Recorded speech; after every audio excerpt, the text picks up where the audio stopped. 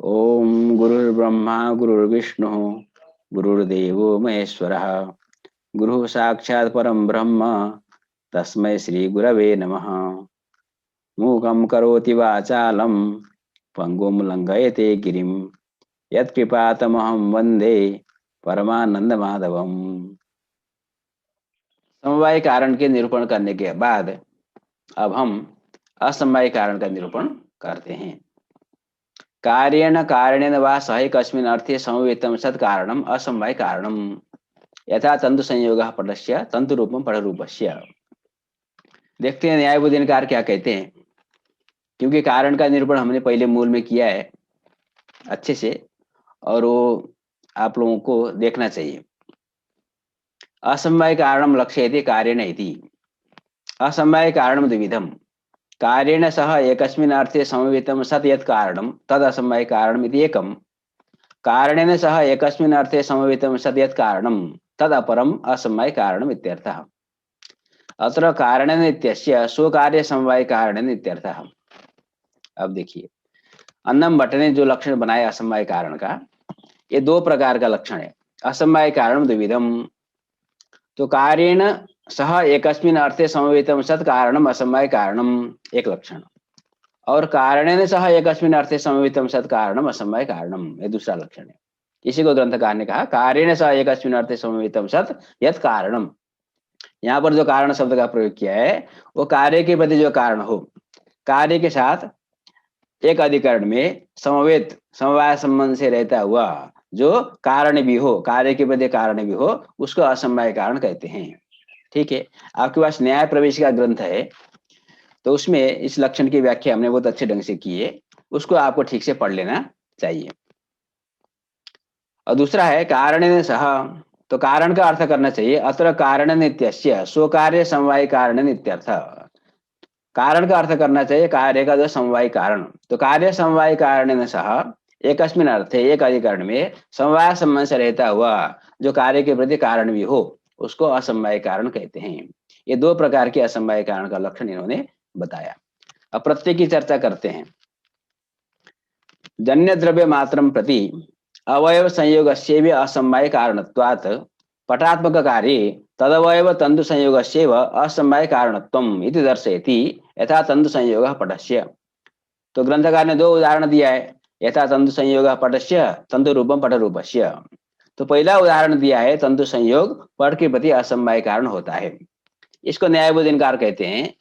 यहाँ पर केवल तंतु संयोग और पट को नहीं समझना है, क्या समझना है, कार्य जब भी द्रव्य होता है, आपने किसी भी द्रव्य को आपने कार्य बनाया, उसके प्रति अवयव का जो संयोग है वह असमवाय कारण होता है। हम पहले से जानते हैं यदि कार्य द्रव्य है तो द्रव्य के प्रति द्रव्य का जो अवयव होता है वह समवाय कारण होता है, और गुण और कर्म के प्रति भी द्रव्य समवाय कारण होता है। समवाय कारण केवल द्रव्य ही होता है, ये हमने जान लिया। अब असमवाय कारण की बात हो रही है, तो असमवाय कारण कभी भी द्रव्य नहीं बनता, वो गुण बनता है अथवा कर्म बन सकता है।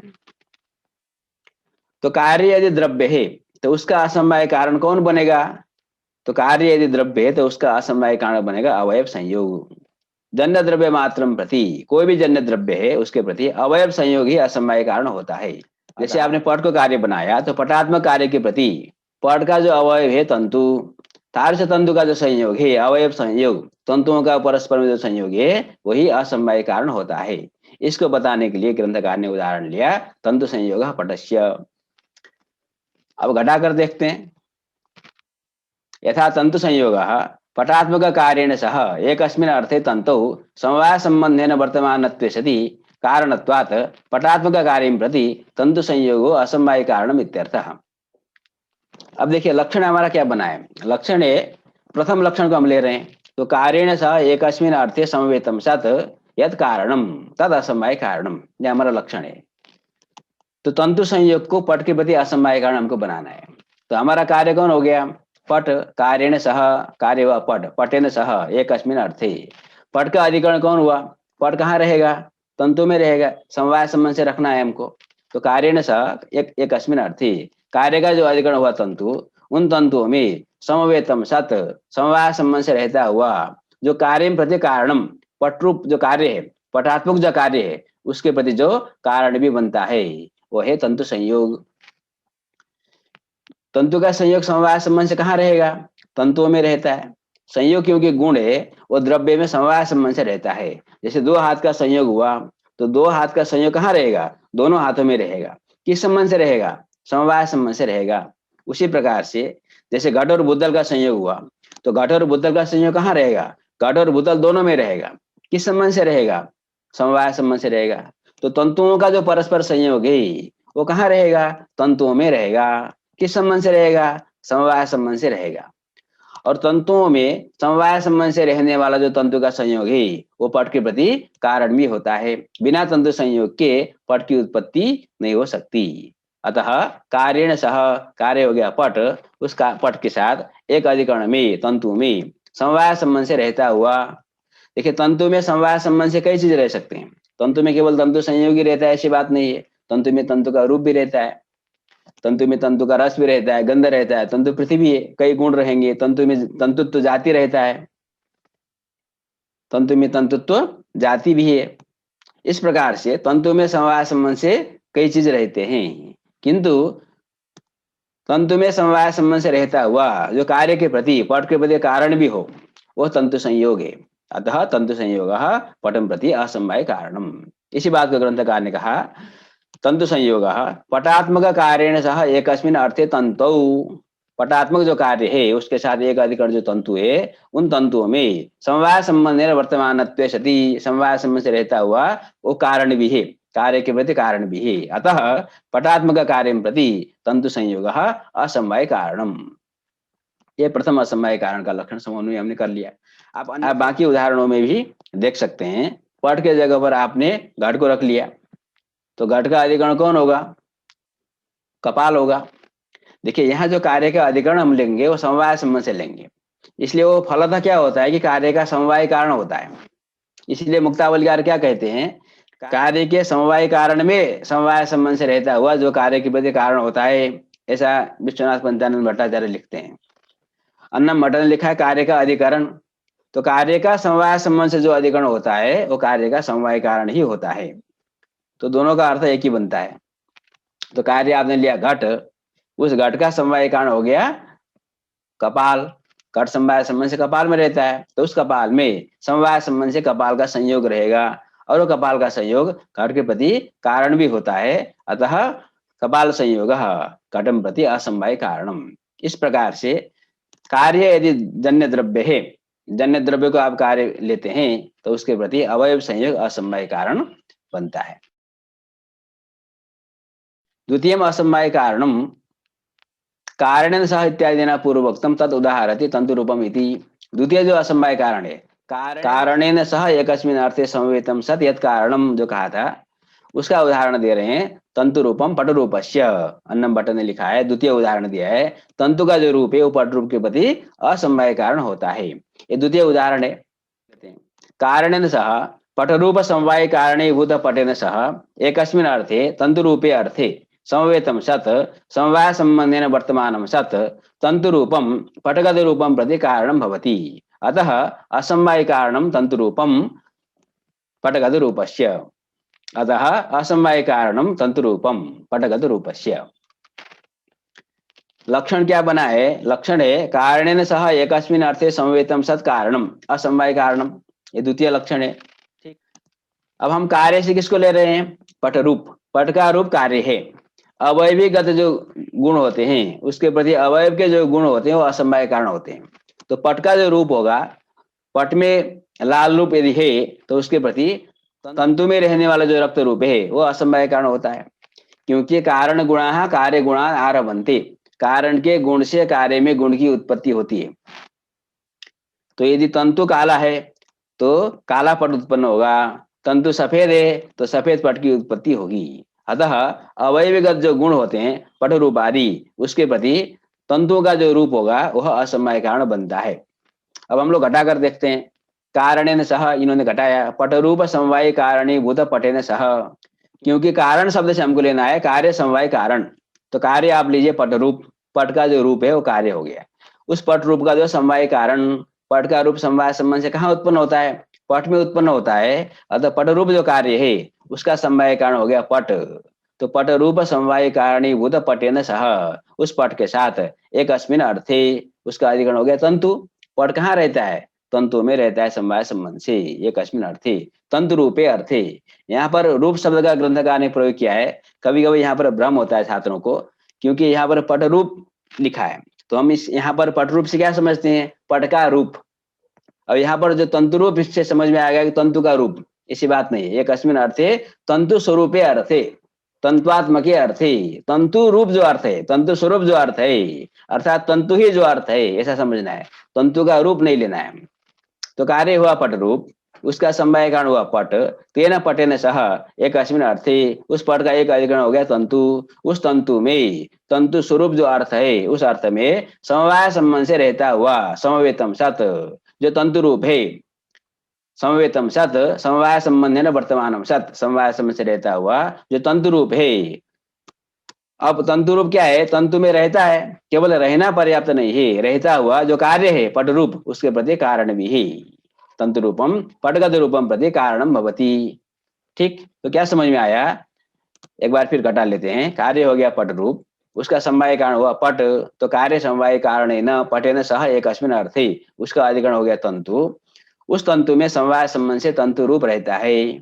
और वो जो तंतु रूप है कार्यम प्रति पट रूपम प्रति कारणम तो भवति, क्योंकि तंतु का जैसा रूप रहेगा वैसे पट में रूप की उत्पत्ति होनी है, अतः तंतु का रूप पट रूप के प्रति कारण भी है। अतः क्या सिद्ध हुआ कि तंतु रूपम पट रूपम प्रति असमवाय कारणम। इस प्रकार से तंतु रूप में पट रूप के प्रति असमवाय कारणता सिद्ध हो जाती है, लक्षण समन्वय हो जाएगा। अब आगे देखते हैं। सामान्य लक्षणंतु, न्यायबोधनकार एक सामान्य लक्षण बना रहे हैं, एक विशिष्ट लक्षण बना रहे हैं, कह सकते हैं। समवाय संबंधावच्छिन्न कार्यता निर्भिताया समवाय स्व समवाय समवेतत्व नितर संबंधावच्छिन्न कारणता तदाश्रयत्वम असमवाय कारणत्वम इति। आपने समवाय कारण का लक्षण पढ़ा, समवाय संबंधावच्छिन्न कार्यता निर्भित तादात्म्य संबंधावच्छिन्न कारणता समवाय कारणता। उसी प्रकार से समवाय संबंधावच्छिन्न कार्यता निर्भित समवाय स्व समवाय समवेतत्व नितर संबंधावच्छिन्न कारणता, इसको भी दो बनाइए। समवाय संबंधावच्छिन्न कार्यता निर्भित समवाय संबंधावच्छिन्न कारणता, और दूसरा समवाय संबंधावच्छिन्न कार्यता निर्भित स्व समवाय समवेतत्व संबंधावच्छिन्न कारणता तदाश्रयत्वम असमवाय कारणत्वम। इसको घटाकर देखते हैं। अब जब भी आप इस प्रकार के लक्षण घटाते हैं तो आपको ज्ञात होना चाहिए ययो सामानाधिकरणम तयोरेव कार्य कारण भावः। हमको पहले कार्य और कारण में सामानाधिकरण बनाना है, तभी आपको कार्यता अवच्छेद संबंध और कारणता अवच्छेद संबंध मिलेगा। ठीक, अब देखते हैं। द्रव्य समवाय कारणीभूत अवयव संयोग आदौ तु समवाय संबंधावच्छिन्न घटत्वावच्छिन्न कार्यता निर्भिता समवाय संबंधावच्छिन्न कपालद्वय संयोग निष्ठा कारणता कपालद्वय संयोगे वर्तते। अब यहाँ पर इन्होंने कार्य को लिया घट को, क्योंकि प्रथम जो उदाहरण है कार्य अवयवी द्रव्य जन्य द्रव्य है, उसके प्रति अवयव संयोग असमवाय कारण होता है, ये प्रथम उदाहरण है। तो हमने कार्य बनाया घट, और उस घट के प्रति कपाल संयोग असमवाय कारण है, हम जानते हैं। और हमको यहाँ पर देखना है कि कार्यता का अवच्छेदक संबंध क्या होगा, कारणता का अवच्छेदक संबंध क्या होगा। उसके लिए हमको कार्य और कारण में सामानाधिकरण बनाना है। तो देखते हैं, घट समवाय संबंध से कहाँ रहता है? कपाल में रहता है। घट समवाय संबंध से कपाल में रहेगा, उसी कपाल में कपाल संयोग भी समवाय संबंध से रहता है, इसमें कोई समस्या नहीं है। ठीक, तो कार्य हो गया घट और उसका असमवाय कारण हो गया कपाल संयोग। ये दोनों कपाल में समवाय संबंध से रहते हैं, अतः कार्यता अवच्छेदक संबंध हो गया समवाय संबंध, और कारणता अवच्छेदक संबंध भी हो गया समवाय संबंध। अतः समवाय संबंधावच्छिन्न कार्यता निर्भित समवाय संबंधावच्छिन्न जो कारणता है वो कपाल संयोग में है, अतः कपाल संयोग में जो कारणता है वो असमवाय कारणता है। ठीक है, समवाय संबंधावच्छिन्न कार्यता निर्भित समवाय संबंधावच्छिन्न कारणता, ये प्रथम उदाहरण है।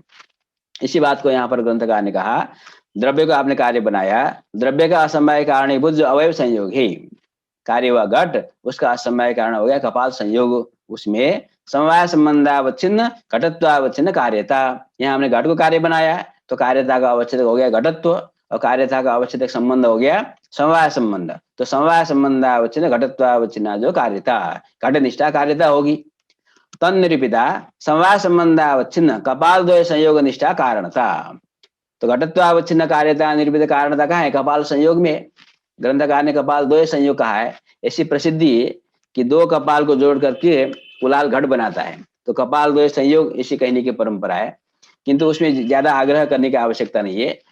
कपाल संयोग असमवाय कारण होता है, अतः कारणता रहेगी कपाल संयोग में, और कारणता का आवश्यक संबंध हो जाएगा समवाय संबंध।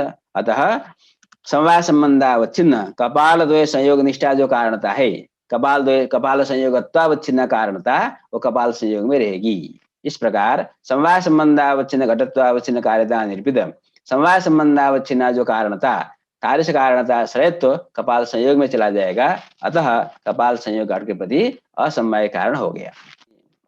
और कुछ उदाहरण ग्रंथकार ले रहे हैं। एवं आद्य पतन क्रियायाम आद्य संदन क्रियायाम च गुरुत्व द्रवत्वे असमवाय कारणे भवतः। हमने पहले पढ़ा है आद्य पतना समवाय कारणम गुरुत्वम, आद्य संदना समवाय कारणम द्रवत्वम। तो ग्रंथकार उसको समझा रहे हैं अब, क्योंकि उस समय तो हम असमवाय कारण का लक्षण नहीं जानते थे। अब हम जान सकते हैं कि किस प्रकार गुरुत्व आद्य पतन क्रिया के प्रति असमवाय कारण होता है। तो कार्य हो गया आद्य पतन क्रिया। तो आद्य पतन क्रिया समवाय संबंध से कहाँ रहेगा? किसी फल में रहेगा जो ऊपर से नीचे गिर रहा है। फल को हमने ले लिया, तो उस फल में गुरुत्व समवाय संबंध से रहता है। अतः आद्य पतन क्रिया में जो कार्यता है, कार्य से कार्यता का अवच्छेदक संबंध समवाय संबंध है, और गुरुत्व में जो कारणता है, कार्य से कारणता का अवच्छेदक संबंध भी समवाय संबंध है। इस प्रकार समवाय संबंधावच्छिन्न आद्य पतन क्रियात्वावच्छिन्न कार्यता निर्भिद समवाय संबंधावच्छिन्न कारणता गुरुत्व में विद्यमान होने के कारण गुरुत्व आद्य पतन क्रिया के प्रति असमवाय कारण होता है। उसी प्रकार आद्य पतन क्रिया प्रति आद्य संदन क्रिया प्रति च समवाय संबंधे नैव तयोः कारणत्वात्। आद्य पतन क्रिया के प्रति और आद्य संदन क्रिया के प्रति तयोः अर्थात गुरुत्व द्रवत्वयोः। तो अभी हम आद्य पतन क्रिया की बात कर रहे हैं, तो आद्य पतन क्रिया के प्रति गुरुत्व समवाय संबंध से कारण होता है। अतः जो समवाय संबंध से कारण होगा, जहां पर समवाय संबंधावच्छिन्न कारणता रहती है, वह कारणता असमवाय कारणता होती है। अब आद्य संदन क्रिया को देख लीजिए। उसी प्रकार से कार्य आपने लिया आद्य संदन क्रिया को, वह आद्य संदन क्रिया समवाय संबंध से कहाँ है? जल में है। जल में संदन क्रिया हो रही है, और उसी जल में समवाय संबंध से द्रवत्व विद्यमान है। अतः समवाय संबंधावच्छिन्न आद्य संदन क्रियात्वावच्छिन्न कार्यता निर्विध समवाय संबंधावच्छिन्न जो कारणता है वो द्रवत्व में है। इस प्रकार द्रवत्व आद्य संदन क्रिया के प्रति असमवाय कारण बनता है। ठीक है, इसी बात को ग्रंथकार ने लिखा आद्य पतन क्रिया प्रति आद्य संदन क्रिया प्रति च समवाय संबंधे नैव तयोः कारणत्वात्। अतः कारणत्वाद हेतु हुआ, तो इससे क्या सिद्ध हुआ कि आद्य पतन क्रियायाम आद्य संदन क्रियायाम च गुरुत्व द्रवत्वे असमवाय कारणे भवत। तो आद्य पतन क्रिया के प्रति गुरुत्व असमवाय कारण है, और आद्य संदन के क्रिया के प्रति द्रवत्व असमवाय कारण है। इसमें असमवाय कारणता का लक्षण घट जाता है। आगे देखते हैं द्वितीय क्या है? समवाय संबंधावच्छिन्न कार्यता निरूपित स्व समवाय समवेतत्व संबंधावच्छिन्न कारणता तदाश्रयत्वम। तो दूसरा उदाहरण क्या था? आपको ज्ञात है, कार्य हमने बनाया था पट रूप को, तो उसके प्रति तंतु रूप असमवाय कारण होता है। तो कोई भी अवयवी गुण को आप कार्य बनाइए, अवयवी रूप आदि को, और अवयव जो रूप है उसको कारण बनाइए।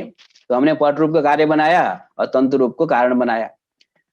हम क्या जानते हैं कि पट रूप कार्य है और तंतु का रूप असमवाय कारण है, और आपको ज्ञात है यही सामानाधिकरण तयोरेव कार्य कारण भाव, इसको बोलना नहीं है। तो कार्य और कारण में सामानाधिकरण देखना है। तो कार्य हुआ पट रूप, उसका समवाय संबंध से अधिकरण देख लीजिए, क्योंकि हमने कार्यता का अवच्छेदक संबंध समवाय संबंध बनाया है, समवाय संबंधावच्छिन्न कार्यता। तो कार्य हुआ पट रूप, वह समवाय संबंध से पट में रहेगा। इस पट में तंतु रूप को रखना है। तो तंतु का रूप सामान्यतः आप कहेंगे तंतु में रहता है समवाय संबंध से, वो पट में तो रहेगा नहीं। तो उसके लिए हम परंपरा संबंध बनाएंगे स्व समवाय समवेतत्वम। स्व से किसको लेंगे? जिसको हम ले जाना है, जिसको हम ले जाना चाहते हैं। हम तंतु का जो रूप है, तंतु रूप, उसको कहाँ ले जाना चाहते हैं? पट में ले जाना चाहते हैं। तो स्व से हमने लिया तंतु रूपम, स्वम तंतु रूपम। स्व समवायी, तंतु रूप का समवायी। तंतु रूप समवाय संबंध से कहाँ रहता है? तंतु में रहेगा। तो स्व समवायी हो गया तंतु। उसमें समवेत, उस तंतु में समवाय संबंध से रहने वाला, तंतु में समवाय संबंध से कौन रहता है? पट रहता है। इस प्रकार स्वसमवाय समवेत तत्व संबंध से तंतु रूप पट में चला जाएगा। अतः यहाँ पर कार्यता का अवच्छेदक संबंध हो गया समवाय संबंध, और कारणता का अवच्छेदक संबंध हो गया स्वसमवाय समवेत तत्वम। अतः समवाय संबंधावच्छिन्न पट रूपत्वावच्छिन्न कार्यता निरूपित स्वसमवाय समवेत तत्व संबंधावच्छिन्न जो कारणता है वो तंतु रूप में होने के कारण तंतु रूप पट रूप के प्रति असमवाय कारण होता है। समझ में आई बात? अब देखते हैं ग्रंथकार ने इसी बात को लिखा है, अवयवी गुणादौतु, अवयव गुणादेह, अवयव गुण के प्रति जो अवयव का गुण है वह स्वसमवाय समवेत तत्व संबंधेन कारण बनता है। स्वसमवाय समवेत तत्व संबंधेन एव कारणत्वात् तत्संबंधावच्छिन्न स्वसमवाय समवेत तत्व संबंधावच्छिन्न कारणता श्रेयत्व, ये कहाँ चला जाएगा? अवयव गुण में चला जाएगा, तंतु रूप में चला जाएगा। प्रश्न आएगा कैसे जाएगा? इस संबंध भी तो घटाना है, तो ग्रंथकार स्वयं घटा रहे हैं। अवयव गुणीभूत कपाल तंतु रूपादे। अब ग्रंथकार एक ही बार दो काम कर रहे हैं, वो पट रूप के प्रति तंतु रूप असमवाय कारण है, साथ साथ में घट रूप के प्रति कपाल रूप असमवाय कारण है, दोनों को घटा रहे हैं। तो तंतु रूप को कहाँ ले जाएंगे? पट में ले जाएंगे, और कपाल रूप को कहाँ ले जाएंगे? कपाल में ले जाएंगे। किस संबंध से? स्वसमवाय समवेत तत्व संबंध से। अब देखिए, स्व शब्द से ग्राह्य कौन हुआ? स्व शब्द ग्राह्य हो गया कपाल रूप तंतु रूप आदि। यहाँ पर आपने तंतु रूप लिया है, आप साथ साथ में कपाल रूप को भी जोड़ लीजिए। ठीक, उसका जो समवायी स्व समवायी कौन हुआ? यहाँ पर तंतु रूप समवाय संबंध से तंतु में रहता है, और कपाल का रूप समवाय संबंध से कपाल में रहता है। तो हो गया कपाल और तंतु, दो अलग अलग उदाहरण है। अब उसमें समवेत तत्समवेत तत्व कहाँ जाएगा? तत्समवेत तत्व संबंध है ना, घट पटादो सत्वात, तत्समवेत तत्व पट में जाएगा और घट में भी जाएगा। ठीक है, स्वम एक बार फिर घटा लेते हैं। स्व हो गया तंतु रूप, स्व समवाय हो गया तंतु, तत्समवेत तत्व पट में जाएगा। स्व से आप लीजिए कपाल रूप, स्व समवाय हो गया कपाल, तत्समवेत कपाल में समवाय संबंध से कौन रहता है? घट रहता है, तो स्व समवाय समवेत तत्व संबंध से कपाल का रूप घट में चला जाएगा। इस घट में घट का रूप समवाय संबंध से विद्यमान है, अतः समवाय संबंधावच्छिन्न घट रूपत्वावच्छिन्न कार्यता निरूपित स्व समवाय समवेत तत्व संबंधावच्छिन्न जो कारणता होगी वो कपाल रूप में जाएगी। इस प्रकार कपाल का रूप घट रूप के प्रति असमवाय कारण होता है। उसी प्रकार तंतु का जो रूप है वो पट रूप के प्रति असमवाय कारण होता है। तो हम समझते हैं आपको समझ में आया होगा। आगे बढ़ते हैं। तद वै भिन्नम कारणम निमित्त कारणम, समवाय कारण और असमवाय कारण से भिन्न जो कारण होता है उसको निमित्त कारण कहते हैं। यथा तुरी वेमादिकम पटस्य, जब आप पट बना रहे होते हैं, पट बनाने के लिए जो छोटे छोटे लकड़ी आदि मशीन आदि की जरूरत पड़ती है उन्हीं को आप यहाँ पर तुरी वेमादि कह सकते हैं। तो कार्य हुआ पट, उसका समवाय कारण हुआ तंतु, और उसका असमवाय कारण हो गया तंतु संयोग। तंतु और तंतु संयोग को छोड़ करके अन्य जितने भी लकड़ी आदि वहां पर सामग्री की अपेक्षा होती है वो सब के सब निमित्त कारण है। तो जो तुरी बेमा आदि हैं वो पट के प्रति निमित्त कारण होते हैं। तो घट के प्रति समवाय कारण हुआ कपाल, असमवाय कारण हो गया कपाल संयोग, और अन्य जो दंड चक्र आदि होंगे वो सब निमित्त कारण होते हैं। निमित्त कारण लक्ष्य यदि तदुभय भिन्नमिति, समवाय कारण भिन्नत्वे सति असमवाय कारण भिन्नत्वे सति कारणत्वम निमित्त कारण से लक्षणम। जो समवाय कारण से भिन्न हो और असमवाय कारण से भिन्न हो और कारण हो उसको निमित्त कारण कहते हैं। तो इसमें लक्षण समन्वय करने में कोई आपको बाधा नहीं है। तो आज के पाठ को हम यहीं पर विश्राम देते हैं।